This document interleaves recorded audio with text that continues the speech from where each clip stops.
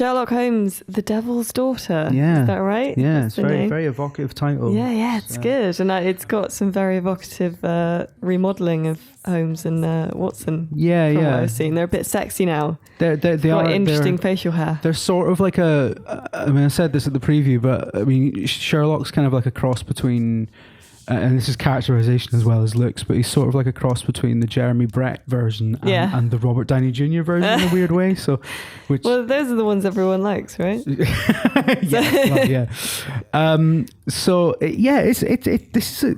Every time I play one of these, because I've been into these Sherlock Holmes games since they did the Jack the Ripper one, which was like 2008 or something, and they always get better, but they never quite get really good, and it's starting to get a bit frustrating. So where are we at with this one then? Well, I don't want to sound like I'm ragging on it because I'm really not, but like it's good. Yeah, it's better than the last one in a lot of ways. It's also they've done some new things that don't quite work. Being a really good game is just within its grasp, but it doesn't quite get there.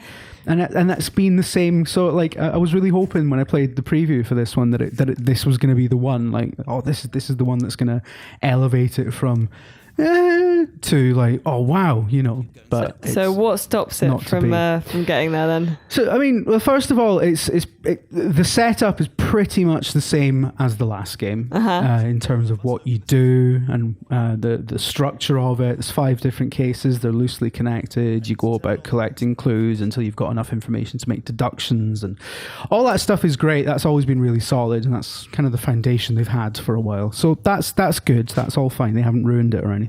It looks better, than the previous games as well.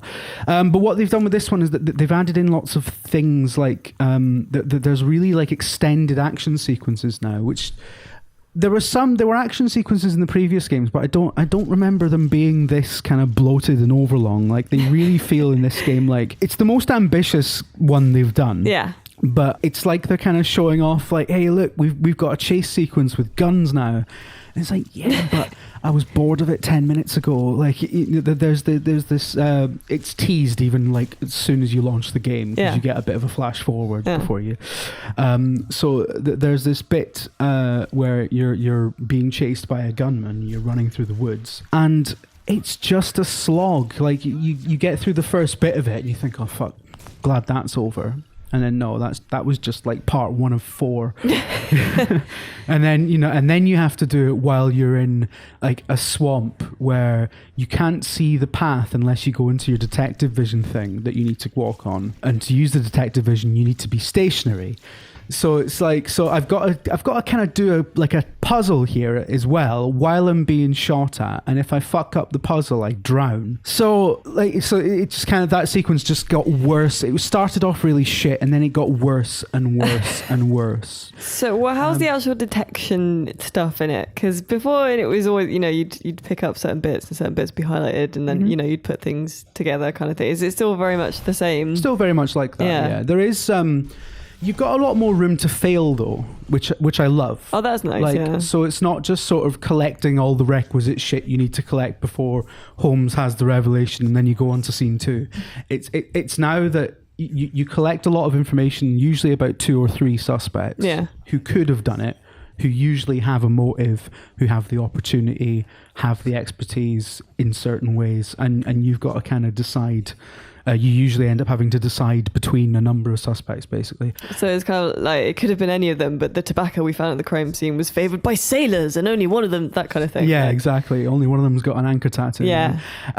So it's that kind of, it really does come down to, all right, so, you use the mechanics of the game to build the case against all of them, effectively, and then you've really got to kind of think of the nitty gritty and think, that guy's manner was a bit shit, or you end up deciding on lots of whimsy.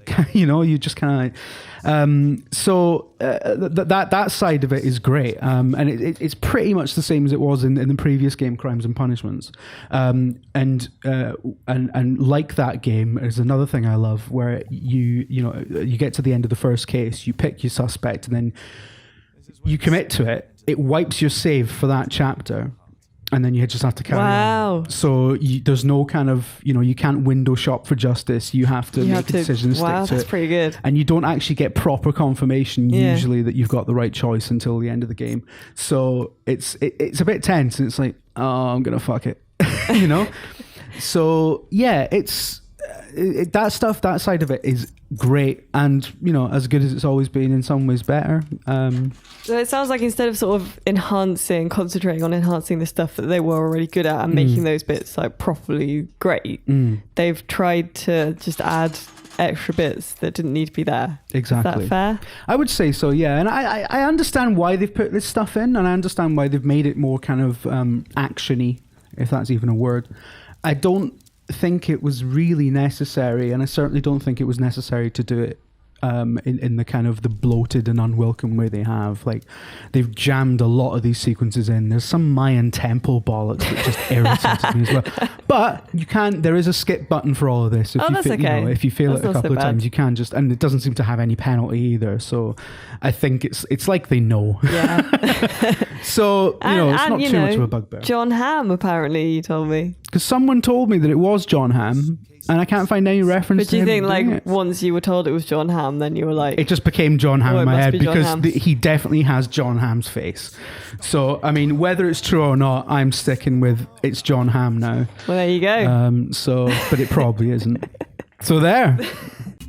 If you enjoyed that review, click on the left for our review of Hitman Episode 3, which is in Marrakesh, and it's amazing. Or click on the right for our review of Dangerous Golf, which is a bit like Burnout with golf, but not quite. Just watch it, we'll explain. And don't forget to like, share, and subscribe. Bye!